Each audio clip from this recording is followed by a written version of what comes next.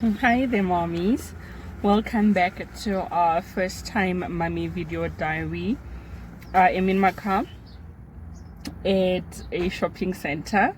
I had come to this game to get the red raspberry leaf tea, but unfortunately they are out of stock, so I didn't get it.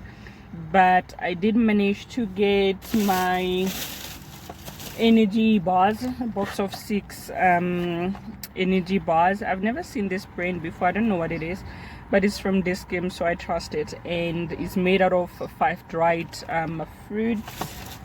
Then I got my Energate. Remember I told you I'll get 2 bottles of Energate, so I'll be taking that to the hospital back. My Nunubani and I are like 38 weeks and 4 days. There she is. These my Nunu bunnies. These my Nunu bunnies. And she's not ready to come meet us yet, ladies. So we're chilling here, okay, at 38 weeks in 4 days, because Nunbin is not ready to come. So we're gonna let her chill there in her residence until she's ready to come meet us. And the other thing I wanted to update you ladies on, sorry, I'm trying to put the phone on the dashboard. Okay. The other thing I wanted to update you ladies on is, yesterday, now that I'm looking at my arm, I have gone for repeat bloods, just a full blood count, an HIV test and COVID test, and we are here. My results came back and everything is good. So yeah, I'm very happy about that. Besides that, I wanted to share with you ladies my postpartum plan. It's not really something that I have written down, but it's something that I have really thought about thoroughly and that I have discussed with all the parties that will be involved, my support structure. And the plan is to be with my husband, right, until I go into labor. Then he'll take me to the hospital, and then after giving birth he will take me straight to my mother. This is like a sort of, it's not really the way that it happens for us African people traditionally or culturally. What happens is that the first child in particular is believed to belong to the maternal grandmother. So you will be taken by your husband's family to your mother. So your mother helps you with the child for like about 3 months. You stay with your mother. She's taking care of you, helping you with everything. Then after the 3 months, the sisters from the husband's side, they come fetch you. Then there's like a little celebration for you. They come fetch you and baby and take you back to your home, to your husband. But then in my situation, my husband is from Zimbabwe. We are here in South Africa. So that whole nice just thing is not gonna happen. I wanna close the window. Secondly, the 3 months, ladies, do not make sense to me, and luckily for me, my mother understands, and so does the husband's family and the husband himself. Staying 3 months without my husband with a newborn does not make sense to me, but this is obviously the way things used to happen, the way things used to be done, but I'm not comfortable with it. So I am going to be with my mother for only 1 month.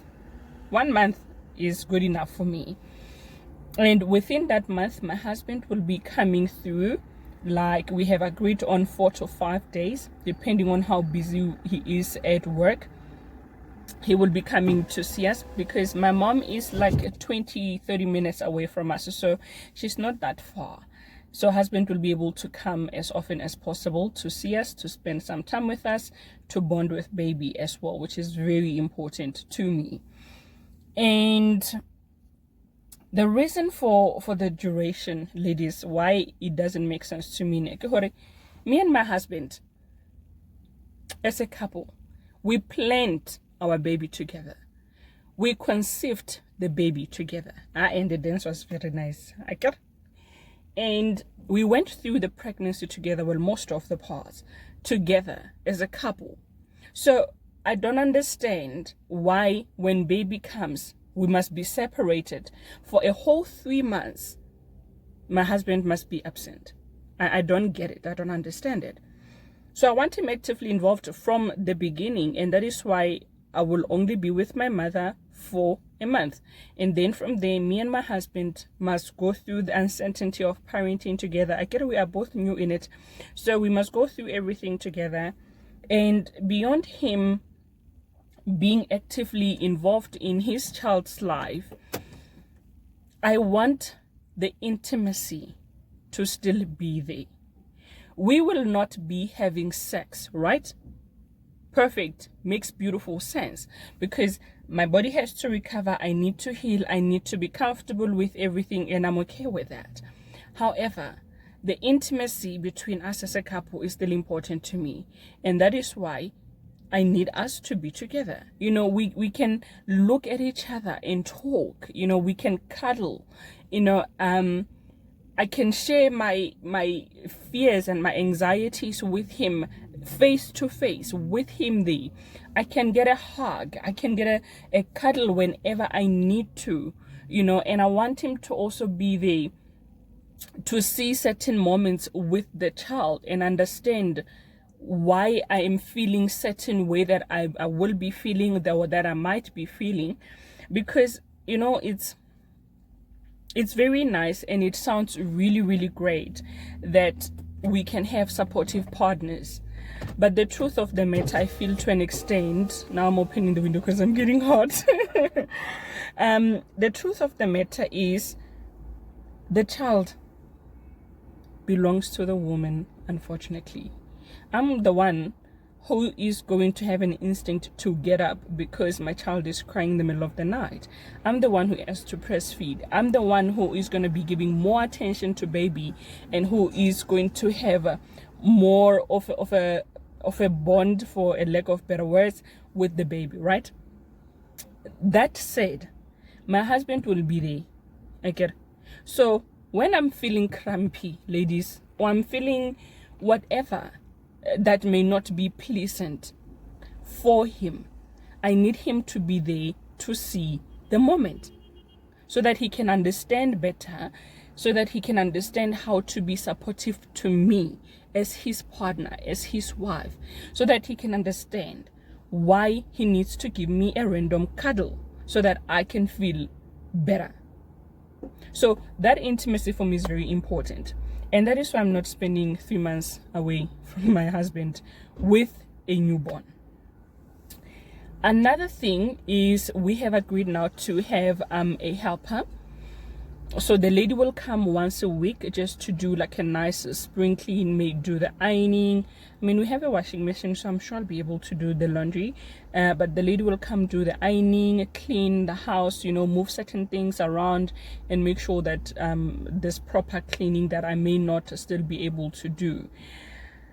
And then what else? Oh, she stays around the complex. The lady we're getting next, she stays around the complex where we are. So should I need her more regularly, she will be able to come regularly. But I am trusting that I will still be able to get up and cook and do dishes. You know, my husband can also do that. And our house is not big, like we have a 1-bedroom apartment, so I'm sure we'll cope very well. But that is part of our postpartum plan, to get somebody to help me around the house, as I will be giving more attention and more of my energy to my little princess. That's how we are planning to cope. Besides that, I plan to continue being as honest as I can with myself, with my struggles, with the joys, with everything that I go through in that period. And I do still have other people besides the helper and my mother, obviously, and my husband. I still do have other people around me that I know will be there to support me emotionally or mentally, that I can share things with, and who will be able to actually come through and be around when I need a breather and my husband is at home and I just need some nap to re-energize, so that I can fully be there for my baby and be present, you know.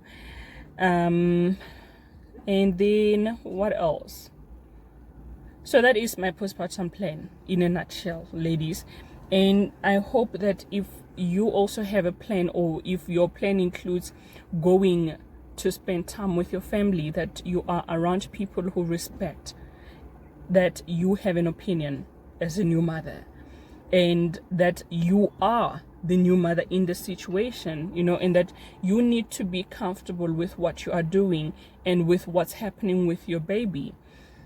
For example, let me tell you, my mother, I don't know if I've already told you ladies, but my mom had this idea that I must be eating soft porridge made with maize meal, ne?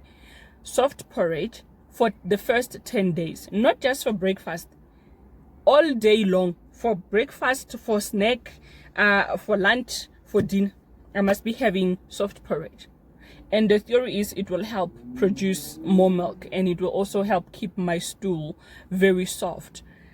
Because when you poop after giving birth, especially delivery, vaginal delivery, where the poop hurts, which makes sense, but it does not make sense for me to be eating soft porridge made with maize meal for 10 days straight and nothing else, no fruits, no veggies, no meat, no nothing. So I had to, in a very respectful way, explain to my mother that for me, that is not going to work, because there isn't enough nutrition in just soft porridge made with maize meal.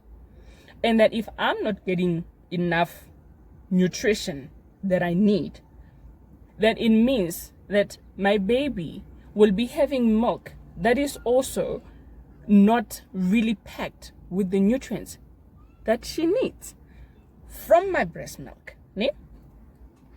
Then the other thing was, there was another thing I didn't understand, that we must bathe the baby when the baby gets home. I don't want my baby bathed. Ne? I want my baby to be bathed after 3 days or 5 days. So that coating they get born with, it's called Venex. I want that coating to be there for the 5 days. Then we can bath baby afterwards.